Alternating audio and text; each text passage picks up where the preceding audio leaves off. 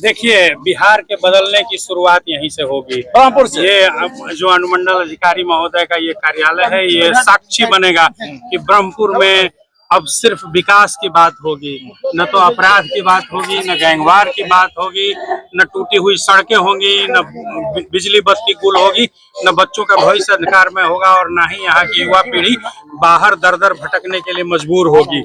न यहाँ व्यवस्था में परिवर्तन होगा, नई सरकार बनेगी और नई सरकार के नेतृत्व में ऐसे क्रांतिकारी कदम लिए जाएंगे कि हर युवा अपने घर के आसपास अपने प्रदेश में रह के सम्मान की रोटी अर्न कर सकेगा, वो यहाँ इज्जत के साथ जी सकेगा, उसको अपनी दिन प्रतिदिन की दिनचर्या की और रोजमर्रा की आवश्यकताओं के लिए किसी दूसरे प्रदेश या देश में भटकने की जरूरत नहीं हो। जिस प्रकार से आंखों का इलाज अगर संभव नहीं हो पाता है दवा से, तो आप ऑपरेशन करते हैं। जी, माना जाए कि अब ब्रह्मपुर का आप ऑपरेशन करके इलाज। जी बिल्कुल आवश्यकता है, क्योंकि जिस तरह से यहाँ पर स्थितियां हैं और जिस तरह के प्रत्याशी मैदान में उतरते हैं, तो यहाँ जनता के पास कोई ऑप्शन ही नहीं है कि भाई हम किसको वोट दें। तो ऐसे में जब ऑप्शन की कमी है तो एक कोई भी प्रत्याशी हो, मैं हूं या कोई अन्य प्रत्याशी है जो सामाजिक जीवन में रहकर काम करना चाहता हो, साथ ही उसके जीवन में शुचिता हो, व्यक्ति पढ़ा लिखा हो, ऐसे प्रत्याशी की जनता राह देख रही है। तो जनता की इस जो आकांक्षा थी उसको पूरा करने के लिए मैंने आज नामांकन किया। पीके ने जो कहा है कि इस बार अपने बच्चों का चेहरा देकर के वोट। बिल्कुल बिल्कुल उन्होंने सही कहा है, क्योंकि हम तो मान लीजिए ठीक है,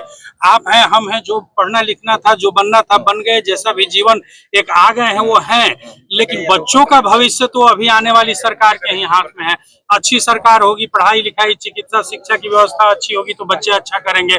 अगर सरकार कमजोर होगी, भ्रष्ट होगी, निकम्मी होगी, अपराधी बाहुबलियों की सरकार होगी तो बच्चों का भविष्य क्या होगा? हमारे बच्चे भी कट्टा से खेलेंगे, दारू की स्मगलिंग करेंगे। तो आपको देखना है कि हमारे बच्चों का भविष्य किस सरकार के हाथ में सुरक्षित होगा, और ऐसी सरकार चुनने के लिए दिनांक 6 नवंबर को जाकर अपने बूथ में हर व्यक्ति वोट करे और ऐसे बटन दबाए कि ये व्यवस्था तुरंत परिवर्तित हो। लास्ट सवाल है सर, माना जाए कि अब इंडस्ट्री की बात नहीं करेंगे, इंडस्ट्री की बात नहीं करेंगे, लेकिन अब बड़े बड़े हॉस्पिटल जो देश हिंदुस्तान के दूसरे शहर से बड़े बड़े डॉक्टर आएंगे अब बिहार में, माना जाए।